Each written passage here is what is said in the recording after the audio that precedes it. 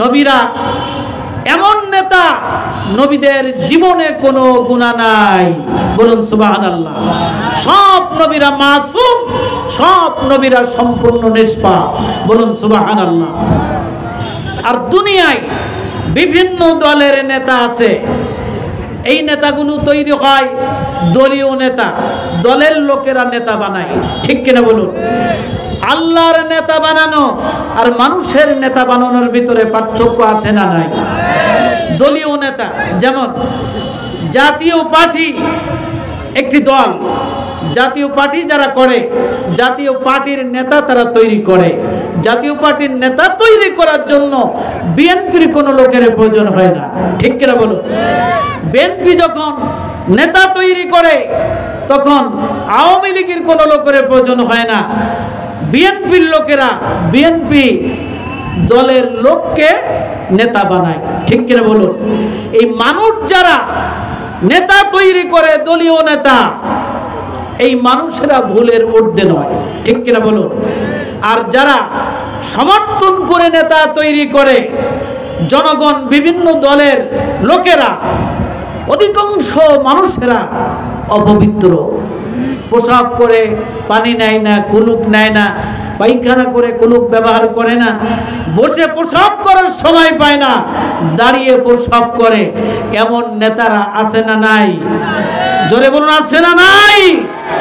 আমার ভাইরা, মানুষে তৈরি করে নেতা, এই নেতাদের চরিত্রের কোনো গ্যারান্টি নাই, আছে নাকি? আর নবীরা আল্লাহ পাক তাদের চরিত্রের গ্যারান্টি দিয়েছেন। যেমন আমাদের নবী, আখিরি জামানার নবী মুহাম্মদুর রাসূলুল্লাহ সাল্লাল্লাহু আলাইহি ওয়াসাল্লামের চরিত্র সম্পর্কে সূরা কলামের 4 নম্বর আয়াতে আল্লাহ রাব্বুল আলামিন বলেন, ওয়া ইন্নাকা লাআলা খুলুকিন আযীম। নিশ্চয়ই হে নবী, আমি আপনাকে উত্তম চরিত্রের উপরে অধিষ্ঠিত করেছি। আপনার মতো চরিত্রবান মানুষ পৃথিবীতে আর কেউ নাই। জোরে বলুন সুবহানাল্লাহ। মানুষ যারা বড় বড় নেতা, তাদের বড় বড় অন্যায় আছে, আছে না নাই? নবীরা নেতা, জনগণের কষ্ট দেয় নাই, জনগণের উপরে জুলুম করে নাই। বিভিন্ন দলের নেতা যারা আছে, তারা জনগণের উপরে জুলুম করে কিনা? জোরে বলুন, করে কিনা? আল্লাহ রাব্বুল আলামিন নবীদেরকে নেতা করে এই দুনিয়াতে পাঠিয়েছেন। নবীরা লোকদেরকে পথ দেখাইছেন, আল্লাহর নির্দেশ ক্রমে কোরআন দিয়ে পথ দেখাইছেন, বলুন সুবহানাল্লাহ। আর বর্তমানে সারা বিশ্ব জুড়ে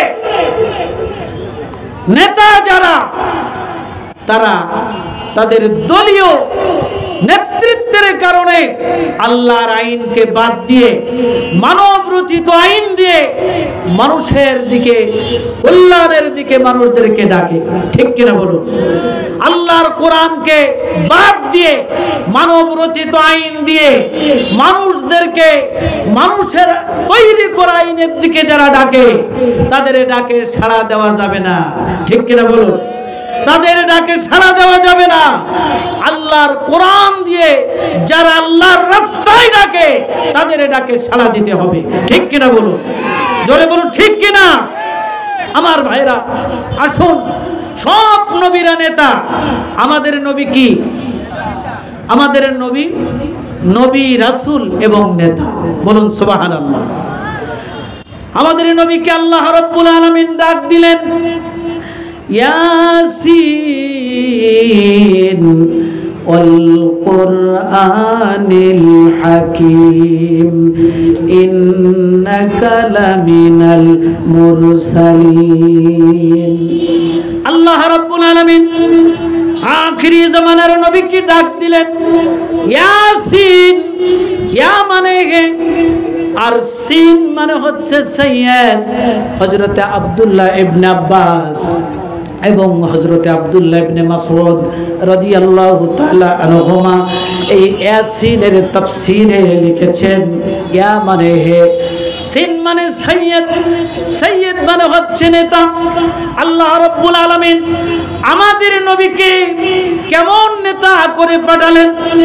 আল্লাহ রাব্বুল আলামিন জানাবেন। আল্লাহ রাব্বুল আলামিন আমাদের নবীকে কেমন নেতা করেছেন, আপনারা মনোযোগ সহকারে আপনারা আলোচনা শুনবেন আমার ভাইরা। তাফসীরের ভিতরে লেখা রয়েছে ইয়া মানে হে, সিন মানে সৈয়দ। আমাদের নবী কেমন নেতা? আমাদের নবী হচ্ছেন সৈয়দুল আলামিন। সৈয়দ মানে হচ্ছে নেতা, আলম মানে জগৎ, আলমের বহু বচন আলামিন, তার মানে বহুমাত্রিক জগৎ। এই জগতের মতো আরো যত জগৎ রয়েছে সব জগতের নেতা হচ্ছেন আখিরি জামানার নবী মুহাম্মাদুর রাসূলুল্লাহ সাল্লাল্লাহু আলাইহি ওয়াসাল্লাম। বলুন সুবহানাল্লাহ। এই সিনের আরেকটি অর্থ হচ্ছে সাইয়্যিদুল বাশার। বাশার মানে মানুষ। আওয়াজ করে বলেন বাশার মানে কি? আরো জোরে বলুন বাশার মানে কি? তাম পৃথিবীতে যত মানুষ রয়েছে সব মানুষের নেতা হচ্ছেন আখিরি জামানার নবী, আপনার আমার নবী মুহাম্মদুর রাসূলুল্লাহ সাল্লাল্লাহু আলাইহি ওয়াসাল্লাম।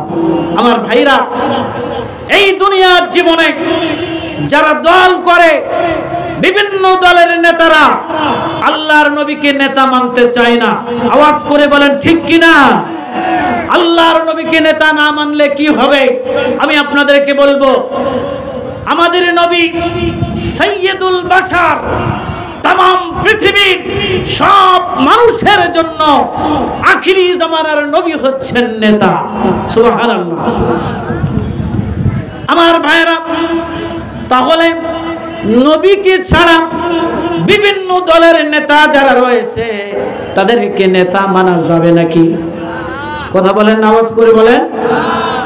আমাদের নেতা যারা ইমানদার মুসলমান তাদের নেতা হচ্ছেন জনাবে মুহাম্মদুর রাসূলুল্লাহ।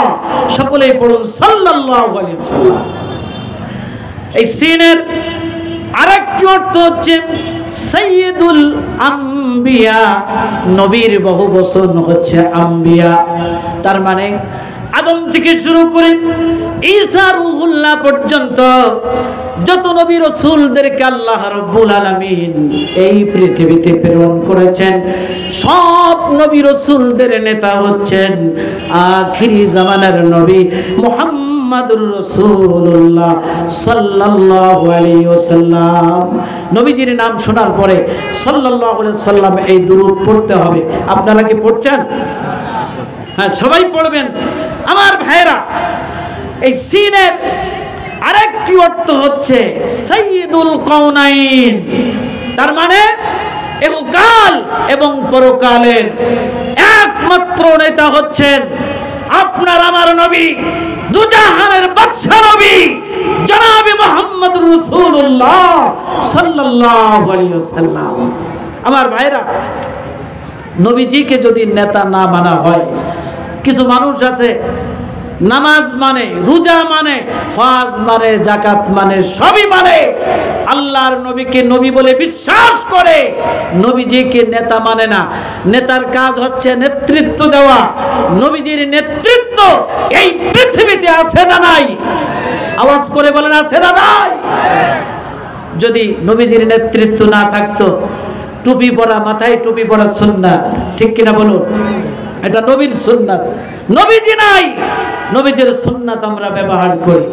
মুখে দাড়ি রাখা সুন্নাত, আমরা দাড়ি রাখি। সুন্নতি লিবাস পরা সুন্নাত, ঠিক কিনা? এভাবে অসংখ্য সুন্নাত মানি। নবীজি নাই, নবীজির সুন্নাত গোটা বিশ্বের অগণিত মানুষেরা আমল করে, ঠিক কিনা বলুন? জোরে বলুন ঠিক কিনা? অতএব যেই নবীর সুন্নাত আমরা টুপি পরি, যেই নবীর সুন্নাত দাড়ি রাখা, সুন্নতি লিবাস পরা, বহু সুন্নাতের উপরে আমল করি, ওই নবীর আদর্শ মানতে হবে, ওই নবীকে নেতা বলে মানতে হবে, নবীজির নেতৃত্ব মানতে হবে। ঠিক কিনা বলুন? নবীজির নেতৃত্ব মানতে আপনারা কি রাজি আছেন? কারা কারা রাজি আছেন? দুহাত উঁচু করে আল্লাহকে দেখান। নারায়ে তাকবীর, নারায়ে তাকবীর। আল কোরআনের আলো, আল কোরআনের আলো। তোমার নেতা আমার নেতা, তোমার নেতা আমার নেতা। নারায়ে তাকবীর। হাত নামান। আমার ভাইরা, নবীজি মসজিদে নববীর ইমামতি করতেন। বহু মানুষ হজ করেছেন, উমরা করেছেন, মসজিদে নববী দেখার সৌভাগ্য হয়েছে, মসজিদে নববীতে নামাজ আদায় করার সৌভাগ্য হয়েছে। ঠিক কিনা বলুন? এই মসজিদে নববীর ইমাম ছিলেন দুজাহানের বাদশা নবী মুহাম্মদুর রাসূলুল্লাহ সাল্লাল্লাহু আলাইহি ওয়াসাল্লাম। নবীজির পিছনে সাহাবীরা নামাজ আদায় করতেন। এক ব্যক্তি ছিল, তার নাম আব্দুল্লাহ বিন উবাই। আব্দুল্লাহ বিন উবাই মাথায় টুপি পরতো, টুপির উপরে পাগড়ি পরতো, সুন্নতি লিবাস পরতো। আব্দুল্লাহ বিন উবাই নবীজির পিছনে মসজিদে নববীতে 5 ওয়াক্ত নামাজ নবীজির পেছনে জামাতে আদায় করত। অথচ আল্লাহর নবীকে নেতা মানত না, আবু জেহেলের আদর্শকে সে ভালোবাসত, আবু জেহেলকে নেতা মানত। এই আব্দুল্লাহ বিন উবাই আল্লাহর নবীকে নবী বলে বিশ্বাস করেছে। আমরা সবাই আখিরি জামানার নবী মুহাম্মদুর রাসূলুল্লাহ সাল্লাল্লাহু আলাইহি ওয়াসাল্লামকে নবী বলে বিশ্বাস করি। ঠিক কিনা? কারা কারা আখিরি জামানার নবীকে নবী বলে বিশ্বাস করেন? হাত দেখান, হাত উঁচু করেন। আল্লাহ রাব্বুল আলামিন কবুল করুন, বলুন আমিন। হাত নামান। আমরা নবীকে নবী বলে বিশ্বাস করি, কিন্তু এই দুনিয়ার বিভিন্ন দলের সাথে আমরা জড়িত আছি। ঠিক কিনা? নবীজির নেতৃত্ব আমরা মানি না, নবীজিকে নবী বলে মানি, কিন্তু নেতা মানি না। আব্দুল্লাহ বিন উবাই কি করলো? নবীজিকে নবী বলে বিশ্বাস করে, নবীজির পিছনে জামাতে 5 ওয়াক্ত নামাজ আদায় করে, সুন্নতি লিবাস পরে, সবই ঠিক আছে। নবীজিকে নেতা না মেনে, নেতা মেনেছিল আবু জেহেলকে। কাকে? জোরে বলেন কাকে? আজ আমরা কোটি কোটি মুসলমান আল্লাহর নবীকে নেতা না মেনে আমরা বিভিন্ন দলের নেতাদেরকে নেতা মানি। ঠিক কিনা? জোরে বলেন ঠিক কিনা? কিচ্ছা কাহিনী আমি জানি, এমন ঘটনা আমি জানি যে ঘটনা বললে চোখ থেকে ঝরঝর করে পানি পড়বে, শুনতে ভালো লাগবে, কিন্তু আমলের বিষয় কিছু আপনারা পাবেন না, শিক্ষার বিষয় পাবেন না। আমরা মুসলমান বলে দাবি করি, অথচ মুসলমানের খাতায় আমার নামটা আছে কিনা এটা আমাকে ভাবতে হবে। ঠিক কিনা বলেন? আমি ইমানদার বলে দাবি করি, ইমানদারের খাতায় আমার নাম আছে কিনা এটা কোনোদিন আমি চিন্তা করে দেখলাম না। নামাজ পড়ি, রোজা রাখি, হজ করি, যাকাত দেই, আবার শিরকের সাথে জড়িত, কুফরির সাথে জড়িত। ঠিক কিনা বলুন? জোরে বলেন ঠিক কিনা? আমরা বুঝতে পারি না যে আমি মুনাফিক হয়ে গিয়েছি কিনা, আমি মুশরিক হয়ে গিয়েছি কিনা, আমি কাফের হয়ে গিয়েছি কিনা, এটা আমরা ভেবে দেখি নাই। আব্দুল্লাহ বিন উবাই আল্লাহর নবী সাহাবীদেরকে নিয়ে উহুদের ময়দানে রওনা করলেন। সাহাবীদেরকে বললেন, উহুদের ময়দানে আমাদের যুদ্ধ হবে, এই যুদ্ধে তোমরা সকলেই প্রস্তুতি গ্রহণ করো। সাহাবীরা প্রস্তুতি গ্রহণ করলেন। নবীজি সাহাবীদেরকে নিয়ে উহুদের দিকে রওনা করেছেন। আব্দুল্লাহ বিন উবাই আল্লাহর নবীর সাহাবীদেরকে বোঝানো শুরু করেছে, আল্লাহর নবী তিনি তো নবী, নবী বলে আমরা বিশ্বাস করি, কিন্তু আসলে আবু জেহেল তো নেতা। বলুন নাউজুবিল্লাহ। আবু জেহেলের নেতৃত্ব মানলে, আবু জেহেলের নেতৃত্বের ভিতরে সমাজের মানুষেরা শান্তিতে বসবাস করতে পারবে, সমাজের মানুষেরা অনেক লাভবান হবে বিভিন্ন কথা বলে আব্দুল্লাহ বিন উবাই আল্লাহর নবীর সাহাবীদেরকে বুঝায়, 300 সাহাবীদেরকে বুঝায় ওদের যুদ্ধ থেকে ফিরায় নিয়ে আসতেছে। নবীজি তাকিয়ে দেখলেন আব্দুল্লাহ বিন উবাই ফিরে আসতেছে, তার পিছনে 300 সাহাবী আসতেছে। দৃশ্য যখন নবীজি দেখলেন মনে আঘাত পেলেন, কষ্ট পেলেন, মনে কষ্ট লাগে। নবীজির চক্ষু থেকে অশ্রু প্রবাহিত হলো, টপ টপ করে পানি পড়তেছে। আমি আপনাদের কাছে জানতে চাই, আল্লাহর নবীর মনে কষ্ট যে দিবে সে কি নাজাত পাবে? জোরে বলেন নাজাত পাবে? আল্লাহর নবীকে কষ্ট দিল, কষ্ট পেয়ে নবীজির চক্ষু থেকে অশ্রু প্রবাহিত হচ্ছে, টপ টপ করে পানি পড়ছে। নবীজি যদি কারো প্রতি দুঃখ পেয়ে অসন্তুষ্ট হওয়ার কারণে নবীজির চক্ষু থেকে যদি অশ্রু প্রবাহিত হয়, পানি পড়ে, তাহলে সে কি জান্নাতে যাবে? জোরে বলেন জান্নাতে যাবে? এই আব্দুল্লাহ বিন উবাই 300 সাহাবী নিয়ে ফিরে আসলেন। উহুদের ময়দানে নবীজি সাহাবীদেরকে নিয়ে যুদ্ধ করলেন, পরাজয় হয়ে গেল। সাহাবীরা পরিষ্কার ভাবে বললেন, ইয়া রাসূলুল্লাহ, ইয়া হাবিবাল্লাহ, হুজুর, আজ যদি আব্দুল্লাহ বিন উবাই আপনার সাহাবীদেরকে ফিরায় না নিয়ে যেত, তাহলে আমরা উহুদে বিজয় লাভ করতে পারতাম। নবীজি বললেন, আমি সবই বুঝেছি, বুঝতে পেরেছি। এই আব্দুল্লাহ বিন উবাই মুমূর্ষ অবস্থায়, এখন বড় বড় নেতা আছে, শক্তি দেখায়, ভালো মানুষ দেখতে পাচ্ছে একজন নিরপরাধ মানুষ, পুলিশ যদি পাশে থাকে পুলিশকে ডেকে বলে ওই লোকটাকে ধরো, হাতে হাত কড়া পরাও, হ্যান্ডকাপ পরাও, অ্যারেস্ট করো, চালান দাও, জেলে পাঠাও। ঠিক কিনা? জোরে বল ঠিক কিনা? এই শক্তি দেখালো। কিছুদিন পরে দেখা গেল ওই ব্যক্তি যাকে নিরপরাধ একজন ভালো মানুষকে জেলখানায় পাঠালো, কয়েকদিন পরে শোনা গেল তার ক্যান্সার হয়েছে। ঠিক কিনা? একটু জোরে বলে ঠিক কিনা? আমার ভাইরা, মানুষ ঘুমিয়ে রয়েছে, আপনার আমার মতো নিরপরাধ মানুষ আমরা ঘুমিয়ে রয়েছি। রাত 1টা 2টার সময় পুলিশ পাঠিয়ে আমাদেরকে, ঘুমন্ত মানুষদেরকে ডেকে আমাদের আসামি করে জেলখানায় পাঠানো হয়। ঠিক কিনা? কতদিন বেঁচে থাকবা? আব্দুল্লাহ বিন উবাই 300 সাহাবী নিয়ে ফিরে এসেছে, যুদ্ধে পরাজয় বরণ হলো নবীজি ইসলামের। কিছুদিন পরে আব্দুল্লাহ বিন উবাই অসুস্থ হয়ে পড়ল। আব্দুল্লাহ বিন উবাই তার ছেলে আব্দুল্লাহকে ডাক দিল। আব্দুল্লাহকে ডেকে বলছে, ওগো বাবা শোনো, আমি মুমূর্ষ অবস্থায়, বুঝতে পারছি আর বেশি সময় বেঁচে থাকতে পারবো না, অল্প সময়ের ভিতরে আমার মৃত্যু হয়ে যাবে, আমি ইন্তেকাল করব। আমার মৃত্যুর পরে আল্লাহর নবীর কাছে যাবে। আমি তোমাকে ওসিয়াত করছি, শোনো। আল্লাহর নবী তাকে গিয়ে বলবে, ইয়া রাসূলুল্লাহ, আমার আব্বা ইন্তেকাল করেছে, আপনার জুব্বাটা আমার আব্বার জন্য দিতে বলেছে, আপনার জুব্বা দিয়ে আমার আব্বার কাফন তৈরি করা হবে। ইয়া রাসূলুল্লাহ, আমার আব্বার জানাজার ইমামতি আপনি করবেন। কিছুক্ষণ পরে আব্দুল্লাহ বিন উবাই মৃত্যুবরণ করলো। আব্দুল্লাহ চলে এলো নবীজির কাছে।